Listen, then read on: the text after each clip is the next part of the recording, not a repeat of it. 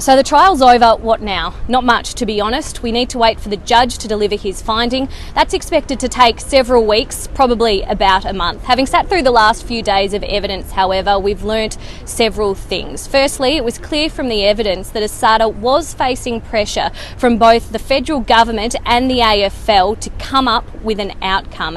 Secondly, even though James Hird sat through those press conferences back in February last year, he wasn't believing what he was publicly saying.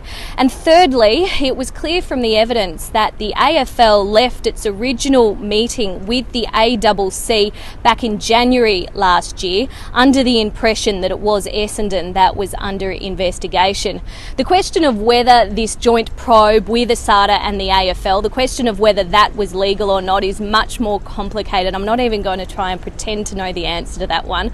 What I did find interesting, however, was the judge was very keen in the final day to ask if he does rule that the probe was illegal, where to from here? Well, Essendon told the court that the show cause notices should be struck out and that ASADA should be forced to go back to the drawing board, re-interview all the players under circumstances where the players have the power to claim privilege against self-incrimination.